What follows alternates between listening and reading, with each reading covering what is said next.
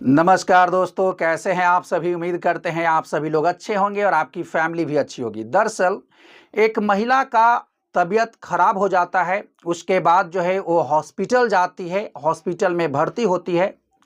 उसके बाद उसका इलाज शुरू होता है, लेकिन उसका तबीयत अचानक और बिगड़ जाता है और उसका जो है डेथ हो जाता है। उसके बाद उसका पोस्टमार्टम किया जाता है और पोस्टमार्टम रिपोर्ट में ये बताया जाता है कि इसका मृत्यु जो है सांस रुकने की वजह से हुआ है, या एक शब्द उसमें और जोड़ा हुआ था, स्ट्रैंगुलेशन। इसका मतलब होता है कि गला घोंटकर जो है इसको मारा गया है। इसके बाद ये मामला जो है प्रशासन के पास पहुंचता है। प्रशासन जैसे ही ये शब्द सुनती है और उसको ये बात बताया जाता है, प्रशासन जो है एक शख्स को गिरफ्तार करती है। 9 दिन जो है पुलिस कस्टडी में रखती है और उसके बाद जो है इसको जेल भेजा जाता है और ये 13 महीनों तक जेल में रहता है। ये इतना गरीब होता है कि अपने तरफ से वकील भी नहीं कर सकता था, लेकिन किसी प्रकार से जब इसकी पेशी होती है, पहली पेशी, उसी दिन जज साहब इसे पूछते हैं कि आखिरकार आपका जो है वकील कहाँ है। तो वो शख्स कहता है कि साहब हम इतना गरीब हैं कि हम वकील कहाँ से कर सकते हैं। उसके बाद जज साहब जो है अपने तरफ से एक सरकारी जो है वकील उसको प्रोवाइड कराते हैं, और जब वो वकील साहिबा जो है इसके पूरे केस को स्टडी करती हैं और जब ये पूरे सबूत को जुटाती हैं और कोर्ट के सामने रखती हैं, उसके बाद एक सनसनी वाला जो है खबर सामने आता है। और मामला ये आता है कि आखिरकार एक जो बेकसूर था वो 13 महीनों तक जो है जेल में रहता है, और जो कि कोई गलती किया भी नहीं था। आखिरकार इसके लिए जिम्मेवार कौन है? प्रशासन, या जो है डॉक्टर, या हमारा ऐसा सिस्टम जो गरीबों को जो है इतना परेशानी में डालता है, जो बेचारा ये सिद्ध भी नहीं कर सकता है, ये प्रूव भी नहीं कर सकता है कि आखिरकार वो गलती नहीं किया है। तो दोस्तों, आज के इस कहानी में जानेंगे कि आखिरकार ये शख्स जो है कैसे इसके जाल में फंसता है और आखिरकार किस प्रकार जो है ये कोर्ट पहुंचता है और किस प्रकार से इसकी जो है रिहाई होती है। तो दोस्तों, आज की जो सच्ची घटना हम आपको सुनाने जा रहे हैं वो राजेश सक्सेना की है, जो कि भोपाल में रहते हैं। बचपन में ही इनके माता पिता का जो है देहांत हो जाता है। उसके बाद इसका लालन पालन पालन पोषण जो है इसके नाना नानी करते हैं। इसकी एक बहन होती है और इसकी बहन का शादी जो है भोपाल में किया जाता है। उसके बाद था क्या, ये जो है अपनी बहन के साथ ही जो है भोपाल चला जाता है और वहीं पर एक छोटा सा किराए के कमरे पर रूम लेता है और वहीं पर रहना शुरू करता है। आसपास के जो लोग थे उससे भी दोस्ती हो जाता है और ये जो है रेगुलर रूप से अपने काम पर जाता था। एक दिन जब ये अपने काम के लिए जो है बाहर निकल रहा था, जब जा ही रहा था, तभी देखता है कि उसकी पड़ोस की जो दोस्त हैं, उसकी मैडम यानी उसकी मिसेज जो है वो दर्द से कराह रही होती हैं। ये वहाँ पर जाता है, वो पूछता है कि मैडम आपको क्या हुआ है। उसके बाद वो बताती है कि अचानक जो है मेरे पेट में जो है दर्द शुरू हो गया है और तबीयत कुछ ठीक नहीं लग रहा है और मेरे पति भी जो है घर पर नहीं है। उसके बाद ये शख्स उस महिला को जो है हॉस्पिटल ले जाता है और ये सुबह सुबह का समय था और हॉस्पिटल में ले जाकर उसको जो है भर्ती करवाता है, उसका इलाज शुरू करवाता है। और जब उस महिला का तबीयत यानी हालत थोड़ा सा ठीक होता है, तब उस महिला से कहता है कि ठीक है मैम, तो अब हम जो है अपने ड्यूटी पर चल जाते हैं। और उसके बाद वो ड्यूटी निकल जाता है। लेकिन जब वो ड्यूटी से घर आता है और शाम में जब खाना खाकर सोता है, तो रात में 12 बजे के आसपास उसके घर के दरवाजे को खटखटाया जाता है और जब वो दरवाजा खोलता है तो वो पाता है कि सामने जो है पुलिस वाले खड़े हैं। अब पुलिस वाले उससे पूछते हैं कि क्या तुम जो है कल हॉस्पिटल गया था? तो वो बताता है कि हाँ, हम हॉस्पिटल गए थे। तो वो बताते हैं कि तुम्हारी पड़ोस में एक रहने वाली आशा थी, उसका जो है मौत हो गया है और इसी की जांच के सिलसिले में जो है हमको पता चला, इसके बाद हम तुमसे पूछने आए हैं। उसके बाद पूछताछ करके जो है पुलिस वाले चले जाते हैं। लेकिन उसी दिन जो है राजेश सक्सेना को जो है उसके गांव पर एक पूजा होती है, उसमें जाना होता है और ये राजेश सक्सेना उसी दिन अपने गांव निकल जाता है। लेकिन जब गांव में पूजा की तैयारी चल रहा होता है, उसी बीच जो है यानी उसके गांव विदिशा भोपाल पुलिस पहुंचती है और रात में जाकर फिर से उसके दरवाजे को खटखटाया जाता है। फिर से दरवाजा खोला जाता है।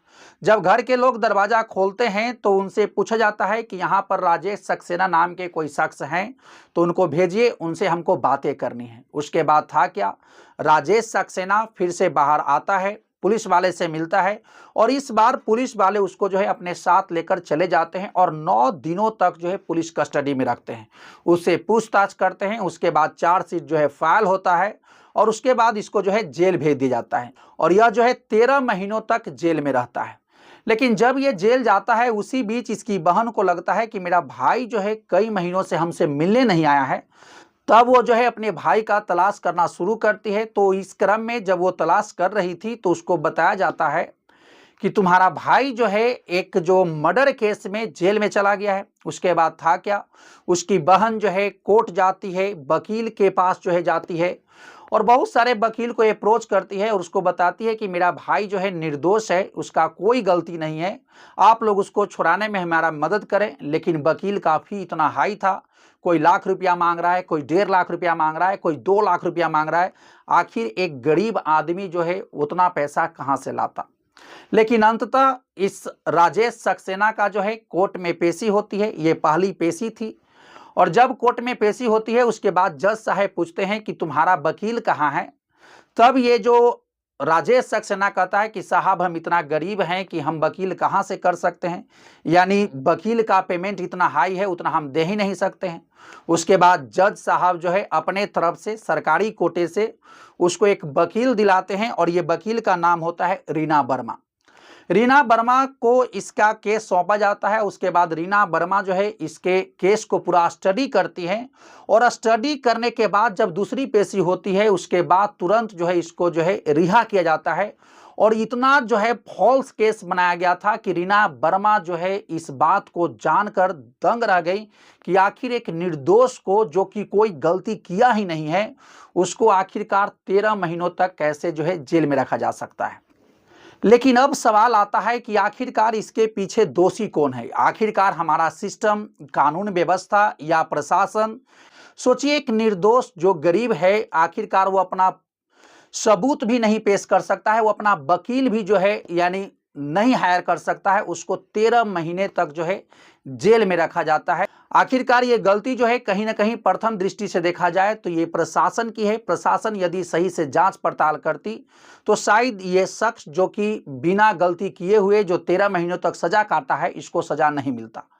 आखिरकार जब ये महिला का मौत हुआ था, जब इसका पोस्टमार्टम किया गया था, तो आखिरकार मौत होने के बाद जब ये बात प्रशासन के पास पहुंची होगी, तो जब ये जांच पड़ताल करना शुरू किए होंगे, तो सोचिए उस हॉस्पिटल में जो है सीसीटीवी कैमरा लगा हुआ था। यदि उस सीसीटीवी कैमरे को जो है केवल देख लिया जाता, उससे ही स्पष्ट हो जाता कि आखिरकार इसका मौत कैसे हुआ है। जब ये शख्स राजेश सक्सेना जो है उस महिला को हॉस्पिटल पहुंचाता है तो ये सुबह का समय होता है और वो लगभग जो है उस वक्त वो ठीक भी होती है और ये वो इलाज कराकर वहां से वो चला जाता है।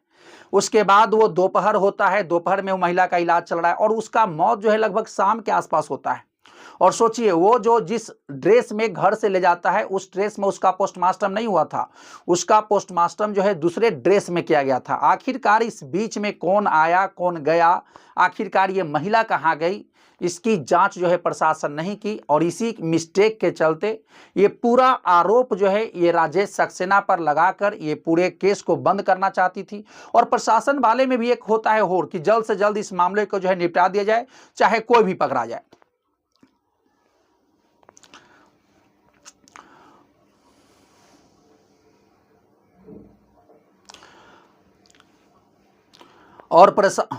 और दूसरा गलती हम मान सकते हैं डॉक्टर का, क्योंकि और दूसरा गलती हम कह सकते हैं डॉक्टर का। डॉक्टर जब उसका इलाज कर रहे थे, यानी उस दौरान उसका कपड़ा जब अलग था और पोस्टमार्टम के रिपोर्ट के समय जो है उसका कपड़ा अलग था। जब भी पोस्टमार्टम होता है तो बाकायदा उसका प्रॉपर फाइल तैयार होता है। तो आखिरकार इस चीज को अगर देख लिया जाता तब इस निर्दोष शख्स को जो है जो सजा मिला वो शायद नहीं होता। तो दोस्तों आज की जो हमारी सिस्टम व्यवस्था है वो अमीरों के लिए खास करके ज़्यादा उपयोगी होते जा रहा है। हालांकि ऐसा नहीं है, गरीब के लिए भी है, लेकिन गरीब के लिए एक चुनौतीपूर्ण ये हो जाता है कि वो अपने आप को सही होते हुए भी वो अपने आप को प्रूव नहीं कर सकता है, क्योंकि हर सबूत जो है मिटाए जा सकते हैं पैसे के दम पर। और गरीब व्यक्ति इस पैसे की भाग दौड़ में अपने सही सबूत को भी जो है सही से नहीं जुटा पाता है। तो दोस्तों यही पूरा कहानी था जिसमें एक निर्दोष व्यक्ति को जो है उठाया जाता है और जो है 9 दिन तक पुलिस कस्टडी में रखकर उसको जो है जेल भेजा जाता है और 13 महीनों तक ये जेल में रहता है। तो दोस्तों, ये कहानी सुनाने का उद्देश्य किसी को हताश करना या परेशान करना नहीं है, बल्कि आपको जागरूक करना है, आपको सचेत करना है। यदि आप इसी प्रकार से क्राइम से संबंधित स्टोरी सुनना चाहते हैं, जानना चाहते हैं, तो इस चैनल से जुड़िए, चैनल को सब्सक्राइब कर लीजिए। तो चलिए मिलते हैं नेक्स्ट वीडियो में नेक्स्ट क्राइम के कहानी के साथ। तब तक के लिए थैंक यू।